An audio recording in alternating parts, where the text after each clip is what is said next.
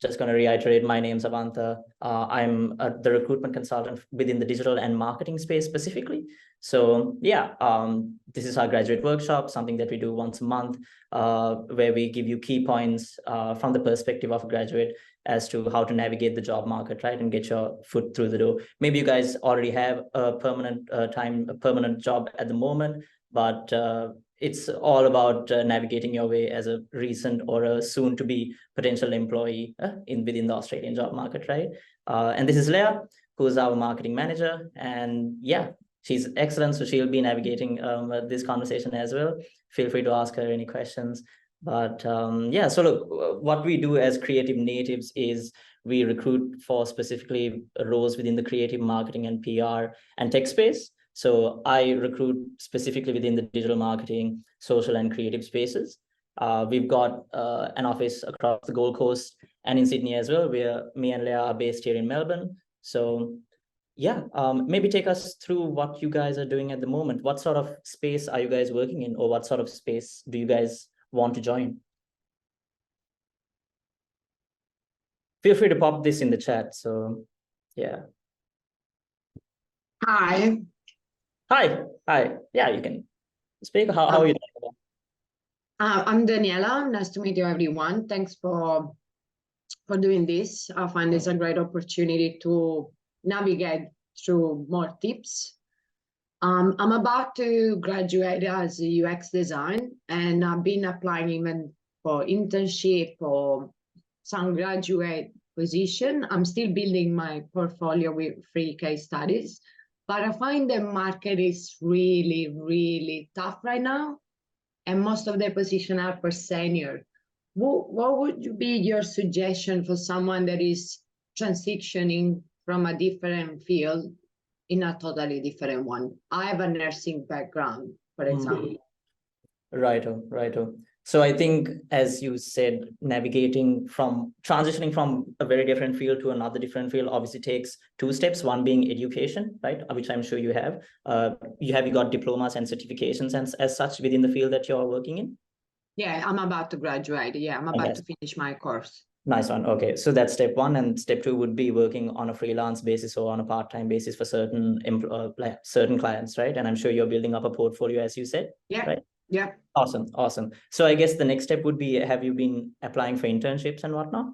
Yeah. Okay, and how's that going?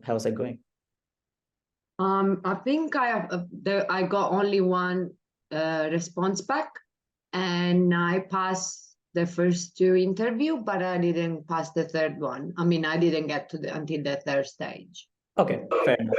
Yeah. So what I would suggest is to keep going with this process. Ideally, you would like to land an internship that would give you maybe 2-3 days of work, or at the very least, on a freelance basis, a couple of hours on a weekly basis, even. That's fine. And from that moment, obviously, build your way up, right? You just get more and more experience, more and more clients, more and more case studies, build up your portfolio, and keep applying to full-time jobs on the side, right? And I definitely think that your aspirations can definitely bear fruition, right? Does it make sense, Catherine? Yeah, it does. Yeah, fantastic. All right, no worries. Look, happy to take you through these things in more detail, but I'm sure we'll dive deeper within the next few slides. Does that make sense? Awesome. Can't wait. Thank you, Daniela. All good. Any other brief questions that you guys would like to ask before we dive deeper into the next slides? No, all good. All right, no worries. So let's go ahead. So I'll just cover our agenda for today. So look, as you said, right, Daniela, it's tough starting out as a junior in the creative industry, especially. It's even tougher when you have to take into fact that you've been working in a completely different industry prior to that. So everyone's situation is obviously different. So you could just be, you don't have any work experience, you just graduated, or you're about to graduate and you're trying to pop into the job industry, or you are just trying to make a transition, right? All situations are all tough, right? So we are here to help you guys out based on your individual cases, right? It obviously can be very difficult to get your foot in the door, considering when you have little to no experience, or when most junior roles or most advertised roles expect for some years of experience, right?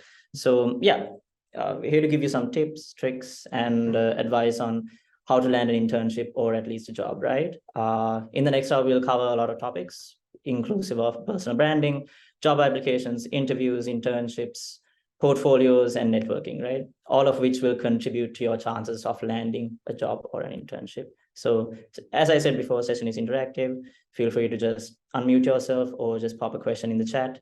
And yeah, no worries. I'd just like to reiterate, what are the fields does everyone else working in or trying to move into? So I know Daniela is trying to get into the UX space.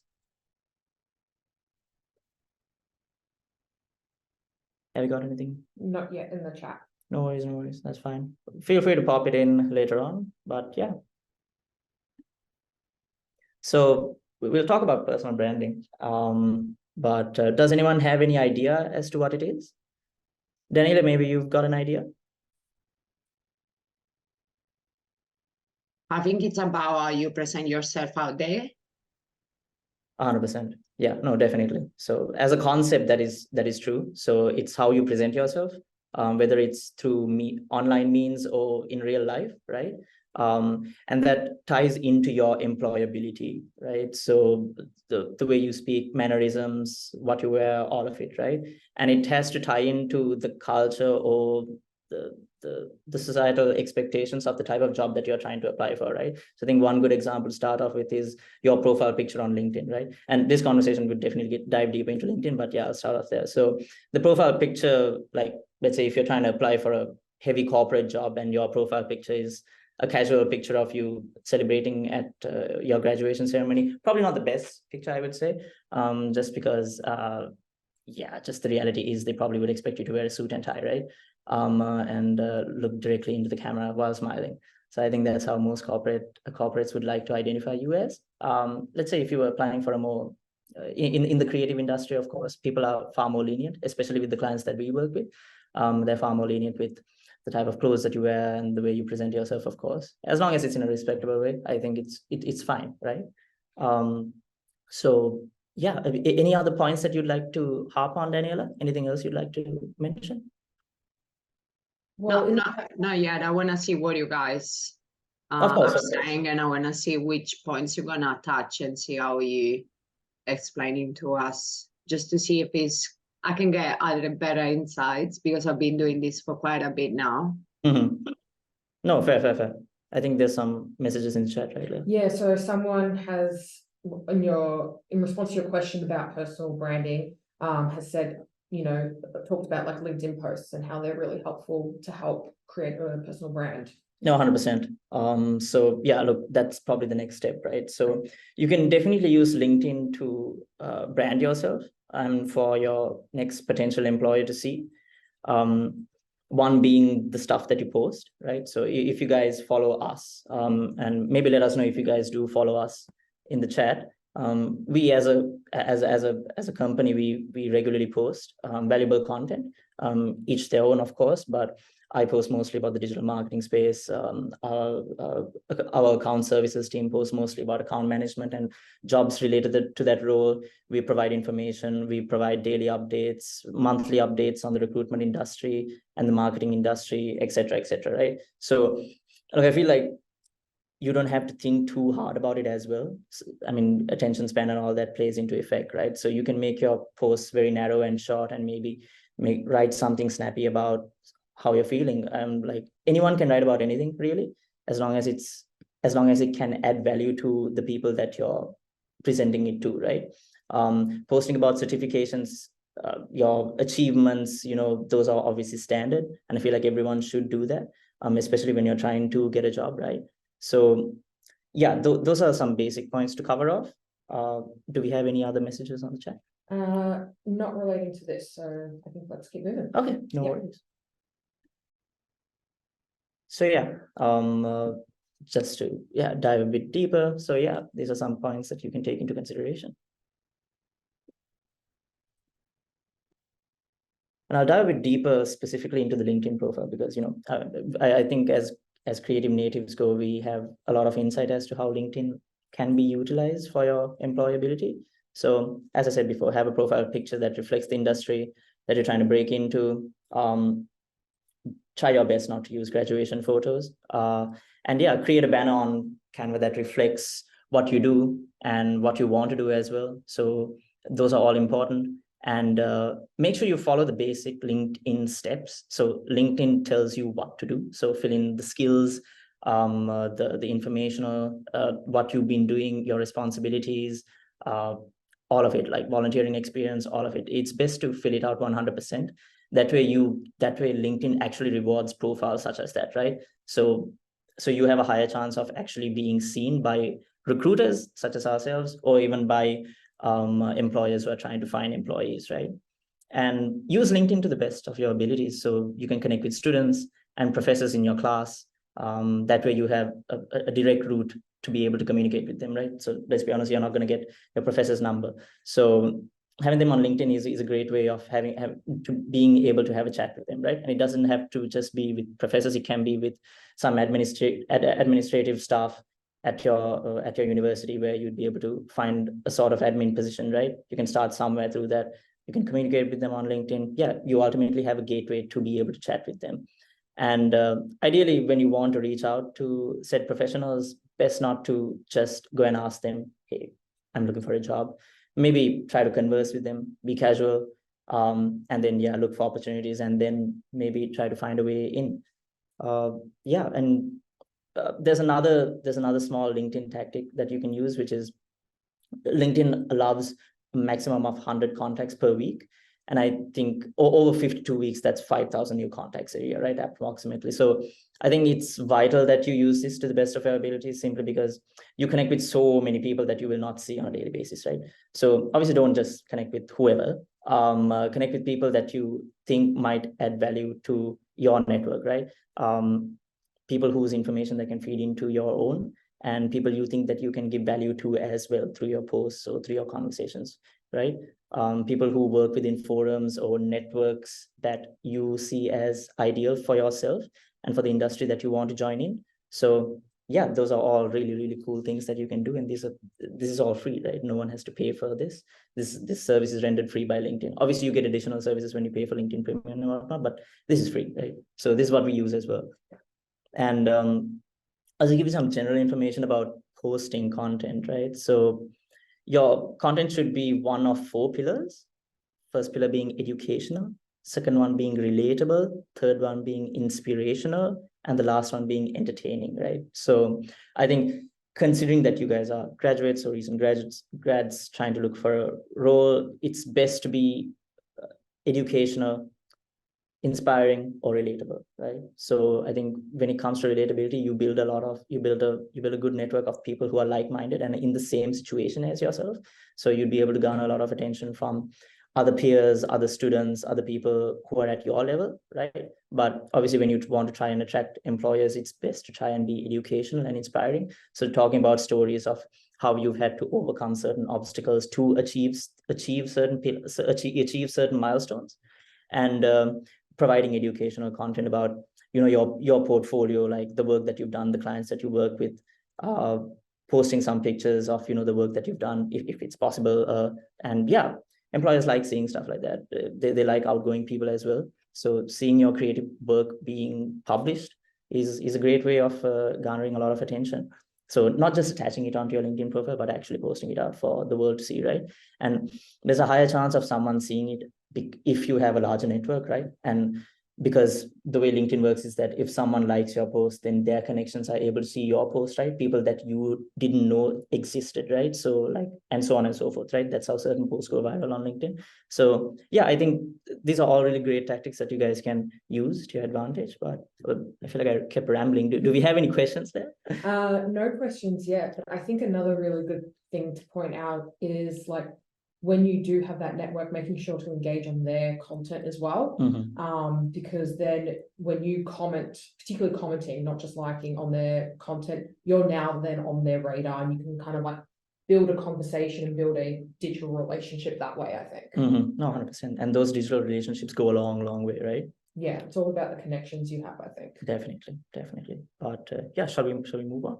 Yeah. I do want to show my own profile just as a very simple example. So I think, yeah, look, this is very basic, right? But it takes you a long way. So putting down the skill sets that you utilized right over here, where there's a little small gemstone, and writing a comprehensive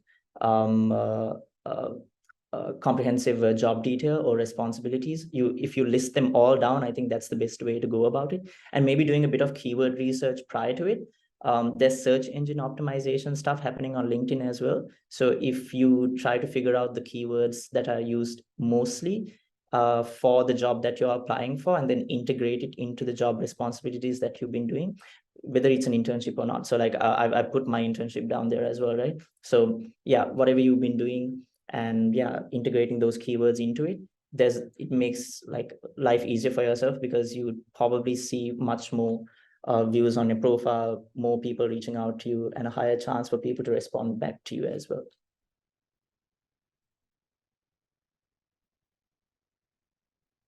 And yeah, I guess we'll just dive into internships. There's a number of ways of doing an internship, and there's a number of ways of getting an internship as well. But as I had said before, having a personal brand definitely helps you get your foot through the door. There are always networking opportunities and whatnot as well that you can go ahead. But I want to ask you a question, Leah. I think you have had a lot of experience across internships, haven't you? Yeah, I've had 3 internships Nice. before I got my first full-time role 9 years ago, I think. God. Time flies. But yeah, so internships I think are really, really valuable. Obviously they're better if they are paid, because, we all have bills to pay and all have rent to pay and everything, but the reality is not everyone offers a paid internship. So I would really honestly take any experience that you can get, because I think without my 3 internships, I would have really struggled to actually get a full-time job. Yeah, so definitely internships are the way to go. And there are a whole different bunch of ways to find them as well. How were you able to get your first internship? My first internship was through a uni job board. Nice. So at my uni, there was a job board specifically for students. It wasn't for like anyone else. And it was on there. And then I think the other ones I might have found off Seek, perhaps, from memory, but this was also 9 years ago, whereas LinkedIn wasn't as big as what it is now. Nice one. I've got a similar story. So the only internship I did, I managed to get it through. Well, initially I had a conversation with one of my lecturers who said that, how do I gain work experience? And this was like my second year of uni. And then I asked him, and then he said, there's a unit that actually gives you an internship at my university. So yeah, I guess that took an element of networking to some extent. And at the same time, obviously you have to write an application, you have to go through an interview process, which we'll talk about later. But yeah, that's how I landed my internship, through a partnership within uni. So like, my point is, use your university resources. A job board, something as simple as that, along to like talking to your professors, your lecturers, people that you know who have obtained internships. You can go through their routes to be able to find an internship. We like to think that we might be the only people in a specific situation, but it's really not the case, especially when it comes to employment. There should be loads of people in similar situations where you are. And yeah, if you maybe speak to a couple of them, especially from where you're studying at, they'd definitely be able to help you out a little bit. Look, I would say the first method would be looking at websites like BNT and Mumbrella. So they cover creative industry news and do announcements, and whenever they win new clients, they announce it as well. And look, you can use it to your advantage, right? So whenever you see like a new client, you can use the news that they post on these job boards to your advantage. So whenever like Mumbrella or BNT posts about obtaining a new client, you can maybe send them a reach out message on LinkedIn, the managing director of said company, congratulations on winning a new client. I'm sure this win is very exciting, and I want to see if you needed any extra help over the coming weeks, right? And you can also mention to them that you're currently studying this and this, marketing, PR, whatever, and that you're studying and you'd like to gain some work experience and would love to help them with the administrative work that's taking up most of your team's time. And the reason we are saying this is because especially small firms that are growing, they're more likely to hire you as an intern. It's true that you might not be able to do the work that you want to, right? Or at least the work that you were visualizing that you'd be able to do once you graduate.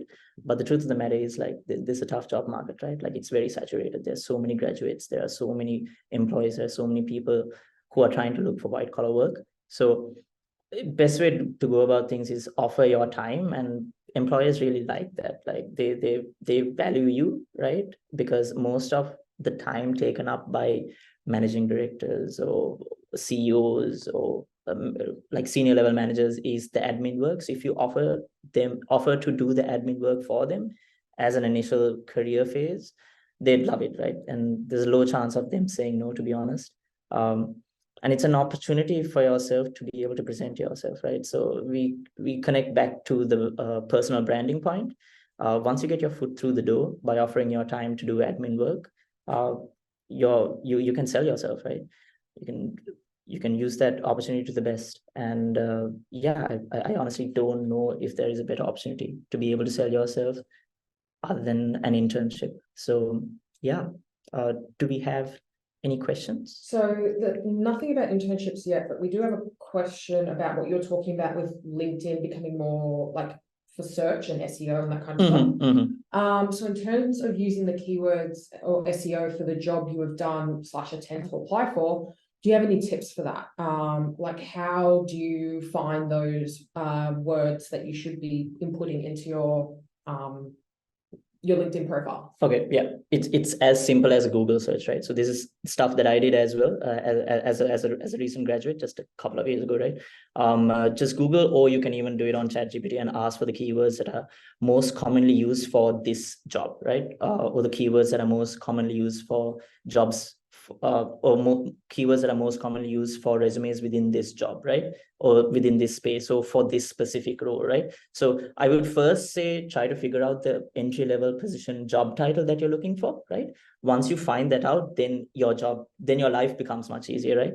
Then you can search more and more to be able to find out what keywords are used for this specific job title, for these entry-level marketing positions, let's say. So I think correct me if I'm wrong, but an entry-level marketing position could be like a marketing coordinator, marketing assistant, right? So I'm just using that as an example. Once you do that, you can Google what are the keywords used for a marketing assistant's resume, right? And you can even go a step further and say within the alcohol industry, right? Just an example. And ChatGPT or Google would be able to give you results, right? They'd be able to tell you what skills are most sought after for said roles, and you can use them and integrate it into your not just your LinkedIn. You can do it on your CV as well, right? Which we will get into later. But yeah, I hope that answers your question. Anything else? Not yet. I think also just like looking at job descriptions of that title as well, and picking up what some of the key points are that like common across all of those job descriptions would also be really helpful to find some of those SEO kind of keywords for you as well. Definitely. Yeah. All good. Yeah, and yeah, no worries. I've covered everything.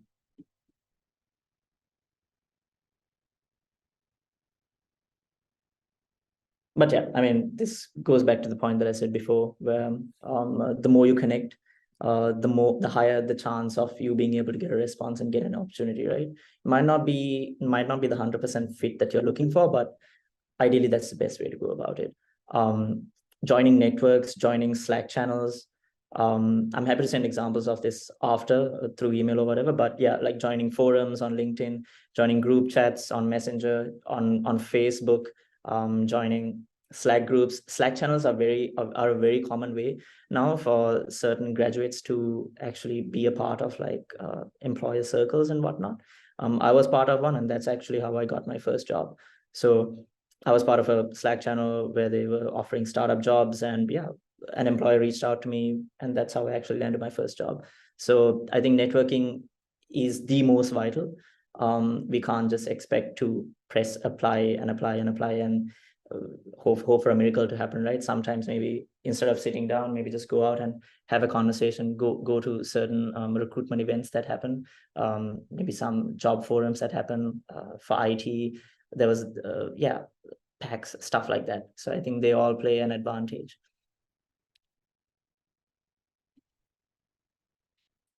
So yeah, I think this is probably the most important one. So when it comes to applications, cover letters obviously are a vital part. There are some roles with our clients, the clients that we work with don't really expect cover letters, but for juniors, entry-level positions, your first job, a cover letter is essential. Look, ideally, I would say don't use AI 100% to help write it. Use your imagination and use AI and other cover letters as a point of reference, at best a guideline, right? Because employers have read so many cover letters, they can tell whether you've copy pasted one or not. Or if you've maybe taken 80-60% of another cover letter, they can probably tell as well. So it's best to write your own reasons as to why you'd like to join a company. But yeah, look, ideally the way it should be structured is an introduction about yourself and why you're applying for the company. And the second point should be what experiences and skills that you bring in and how it's a match for the job that you're applying. And the final one being, this is why I want to join your firm, right? And yeah, you don't have to follow that structure. I think being unique is essential. Sometimes following no structure at all could actually garner some interest because these employers are looking at the same structure for hours, right? They're seeing 100 cover letters attached to the resumes, and yeah, they obviously get bored. So it's best to do a lot of research on the company and the person that you might be potentially sending it to, so that way you know exactly what to write about. Show some passion and emotion, man. Like it's ideal that you come from a genuine place of wanting the job. If you don't think you want to apply for a certain company, don't just apply just for the sake of it, because companies can probably tell. And the HR person or the employer who's reading that CV or resume can definitely tell that you are just writing this just for the sake of it.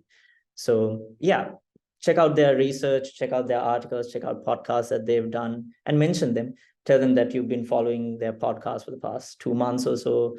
You've been reading this manager's blog posts, whatever. Make it personable.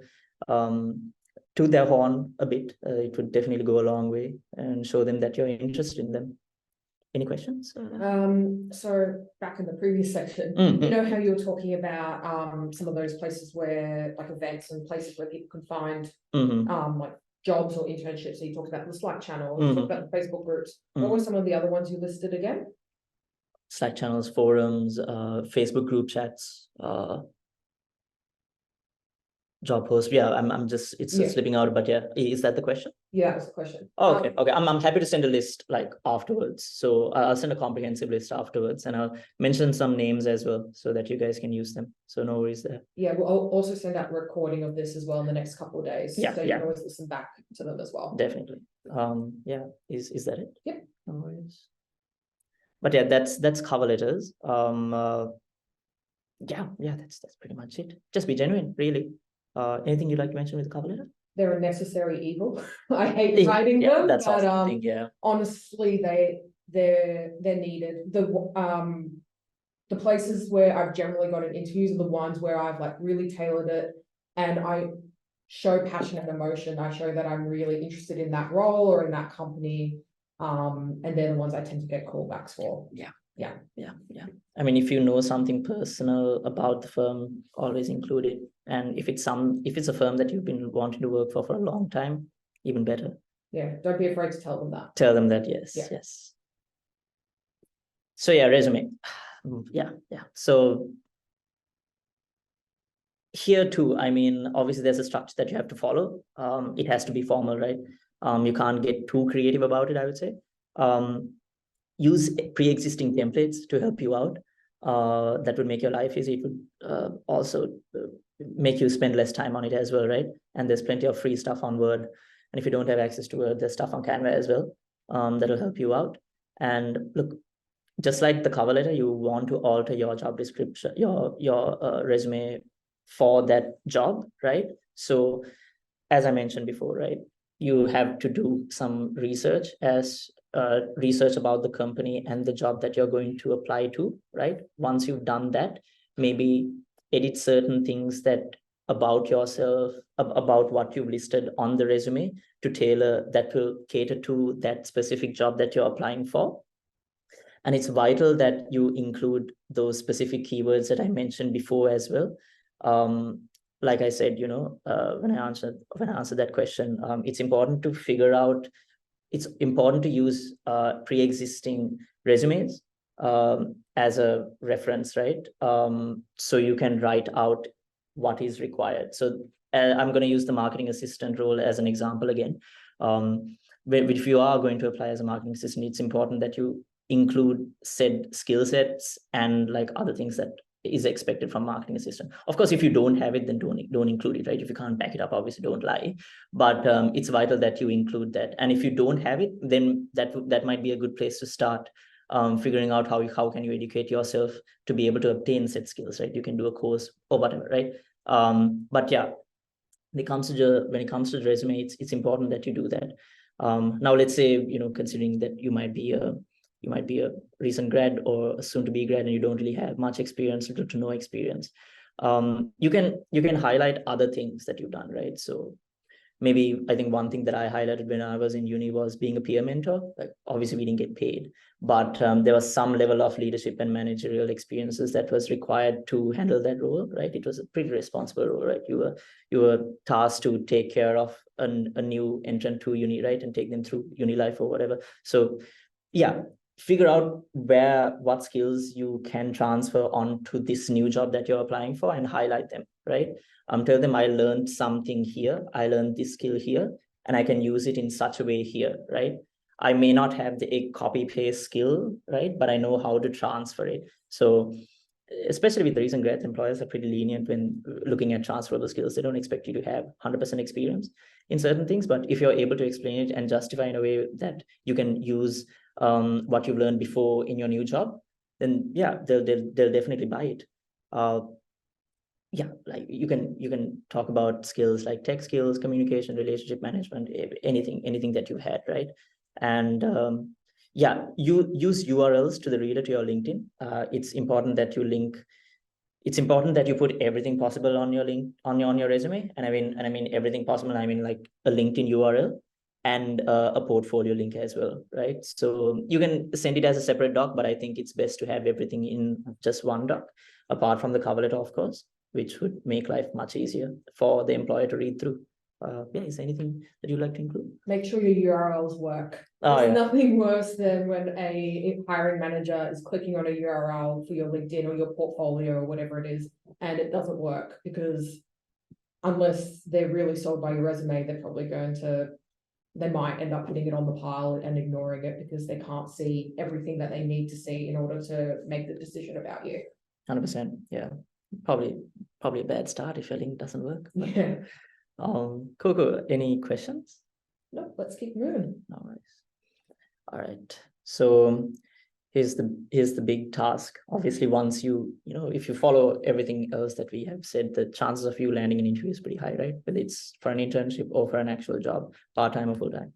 So we have a bunch of resources to take you through this. So I would suggest you checking out our website or even contacting either Leah or me, and we are happy to send you through the resources, interview prep material, how to research prior to an interview. We've got that all covered, but it's important that you do your research. Don't ever think that you can wing an interview, because it's just not possible.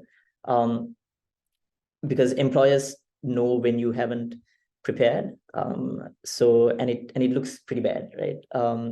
So it's important to research the job that you're doing, right? It's important to research the company that you applied for. It's important to research the person that you potentially be speaking to. Sometimes you have no idea who you'll be talking to, which is fine, right?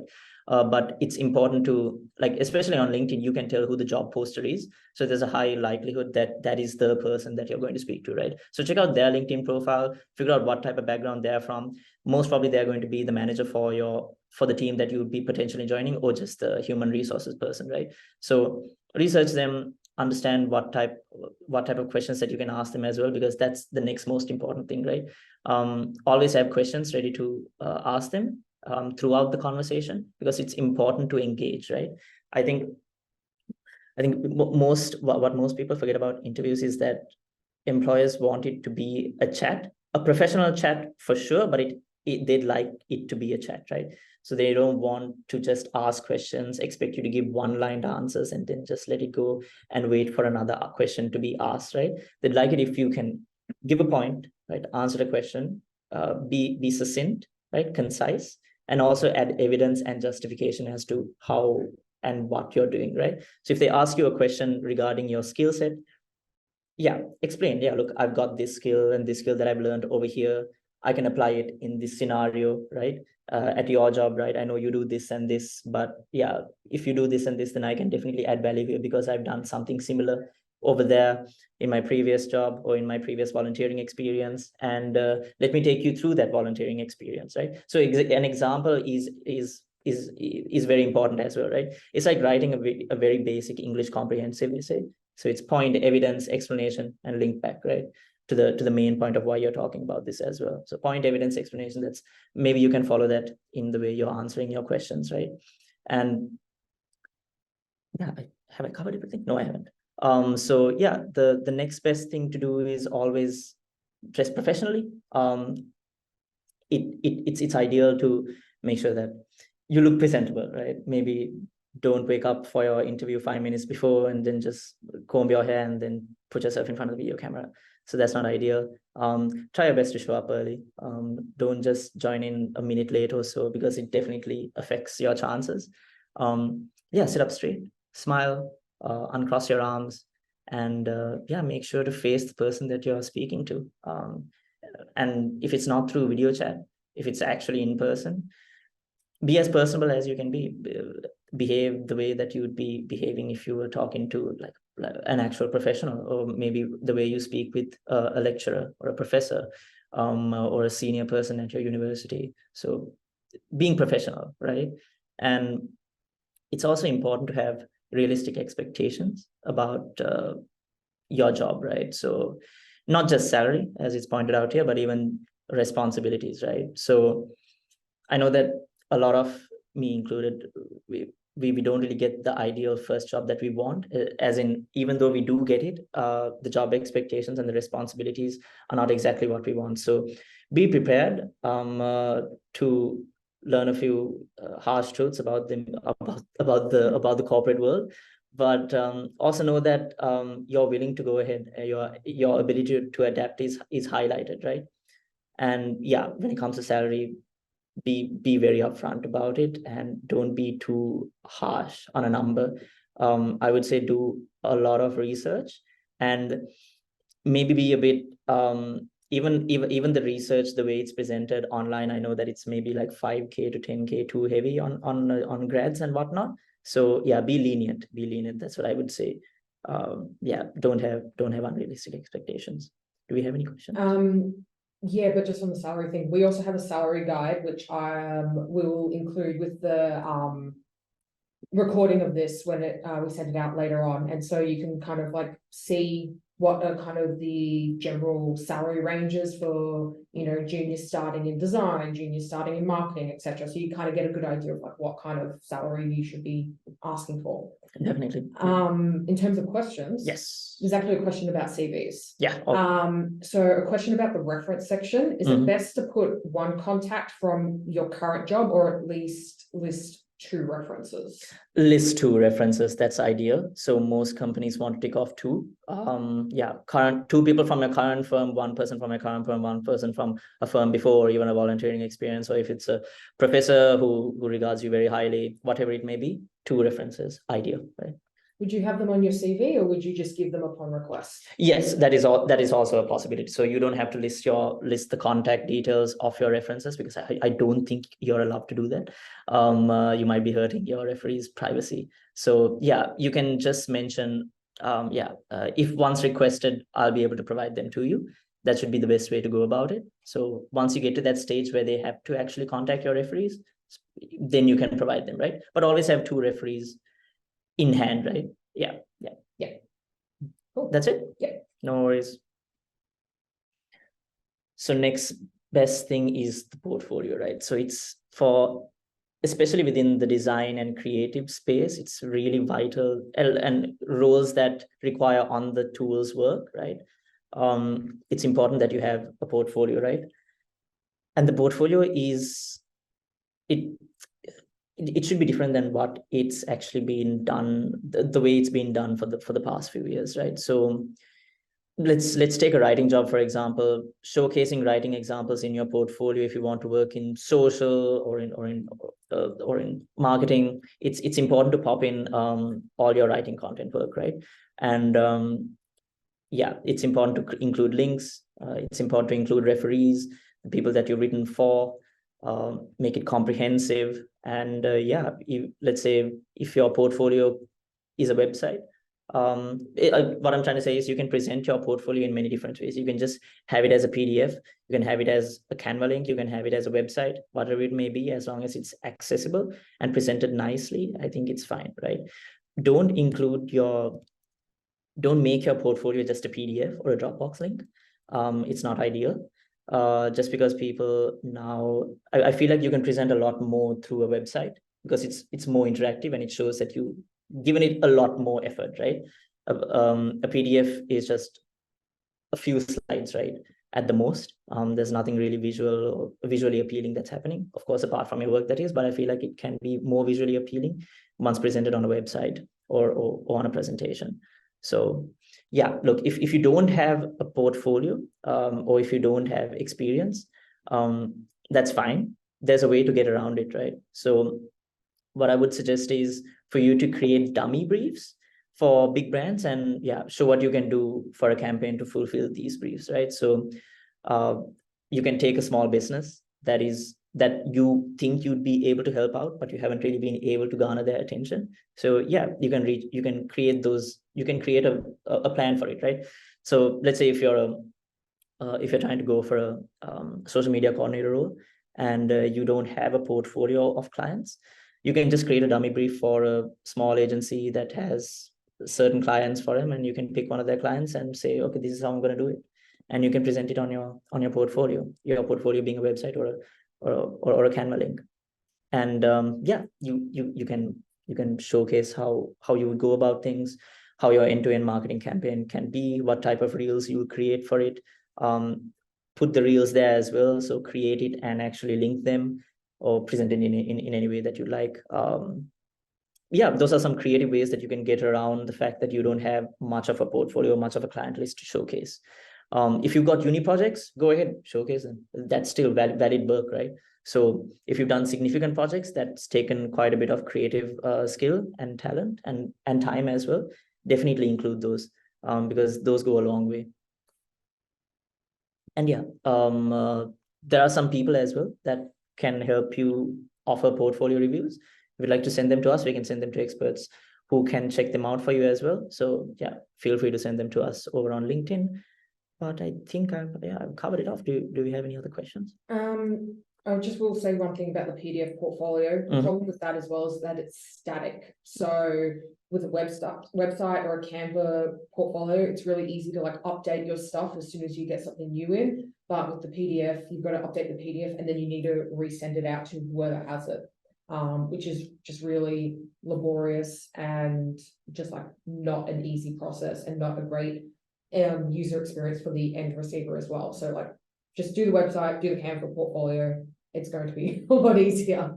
We do have a question about the references again. So what about if your references aren't in the field that you're applying for? So people who are like transferring from one industry to another, are those references still valuable? Still valuable. So I'm going to assume that these are referees from your maybe a volunteering gig that you did, or maybe an event that you managed, or maybe your tutor. They're all still important, right? As long as they know you well and they know the skills that you can offer and the talent that you can bring onto the table, definitely put them down. They're still valuable, right? Yeah, and it's important for you to have a conversation with your referees as well prior to them actually getting a call from your potential employer. Take them through like what usually happens in a referee to an employer conversation, right? Yeah, have a conversation about what you think you can bring to the table with a potential employer and let them know. And as long as they agree and as long as you can justify it, as long as they concur, yeah, go for it. Anything else? All All right. good. I think we're done with portfolios. I'm sure we'll get more questions, but yeah. All right. Networking. So COVID is done. So in-person networking events are back, right? So as recruiters, we obviously recommend this to you. Looking for industry groups. So I think I'll go through the list again. Facebook groups, messenger chats, certain Instagram accounts that provide information for certain fields of work. Even on TikTok, there are influencers who publish groups and stuff that you can follow within your relative field of work. And I think something more commonly used within universities is Slack groups. That's vital. Trying to join these Slack groups, and you can find out these Slack groups through your university professors or certain academic events and forums, right? So you're able to find these things out by going to networking events, right? Whether it's just a webinar or whether it's an actual in-person event, you'll be able to go for it, and then they'll tell you, right? They don't publish these for everyone to see, like on a newspaper or something, which is why it's important that you go to these in-person events for you to see them, right? Look for industry groups that are relevant to you, follow them on socials, their mailing lists, and then you'll be notified the next time when they're holding an event, right? So if you guys follow our newsletter, you'll definitely be notified when there's relevant event popping up. And that's how it works, right? It's also recommended that you check out websites like Meetup, which highlights all these networking events for recent grads and potential grads, that the stuff that they should go for. Utilize your uni network. Your professors and fellow students are vital in creating a network.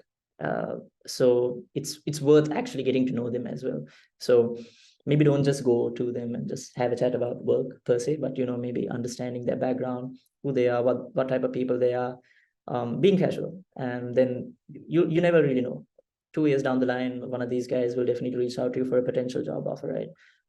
Maybe one of your colleagues that you had a good rapport with back in uni reaches out to you and tells you that you've got a new role, they've got a new role at their firm, would you like to interview for it, right?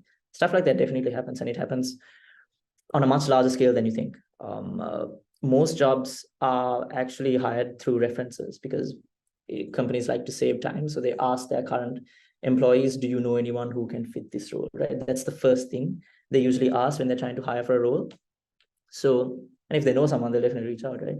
So it's best for you to build your network through LinkedIn. We go back to LinkedIn all the time, but yeah, for working professionals, it's vital for you to build a good network. And look for online forums. Maybe going for in-person events is not your forte, and maybe you don't like it. Maybe you live too far, right? Maybe you don't have a car. It's impossible for you to get there. Maybe your work-life schedule is so hectic you actually can't take time off to actually attend them. So then I would suggest then just go for an online forum, right? It might be harder for you to engage with people around you when you're on an online chat for obvious reasons, but I would say, it's still better than nothing, right? Sending in chats, communicating with people online, it's certainly a way to get your foot through the door.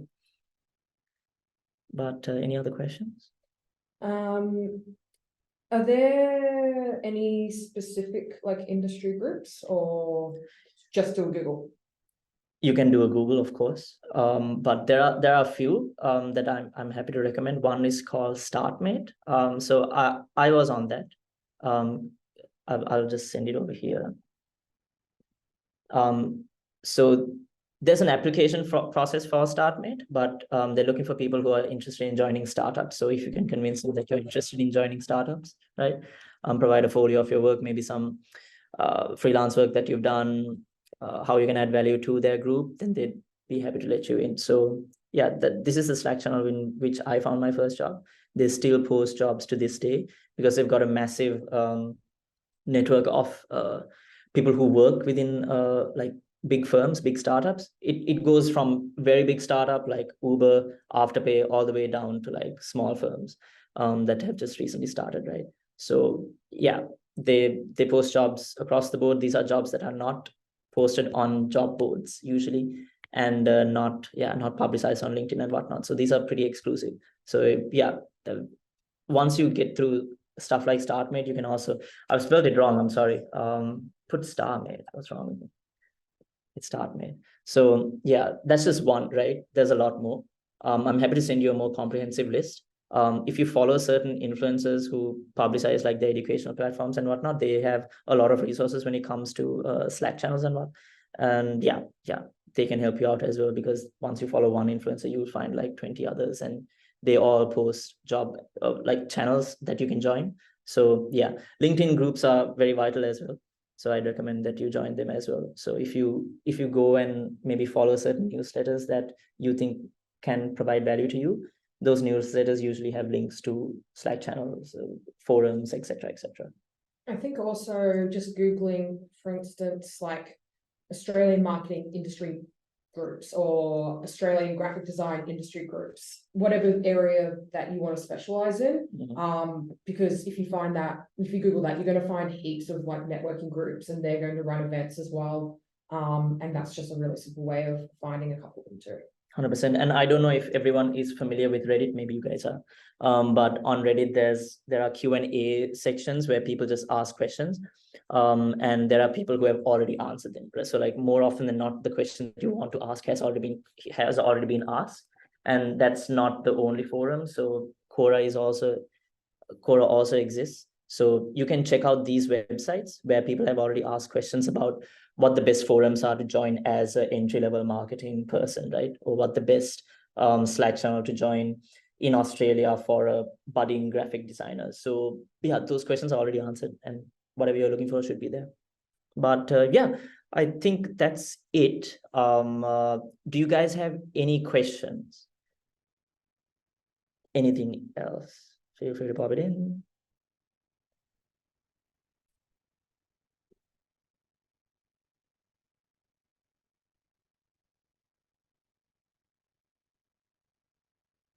But yeah, happy to include these examples in our email. Yeah, and we'll also send through the recording, we'll send through the salary guide, and a couple of other useful resources that we think will help with your internship and job hunt. Definitely. And if you do think of a question post this session, you can reply to any of the emails that have been sent out about this, and then we can answer them for you as well.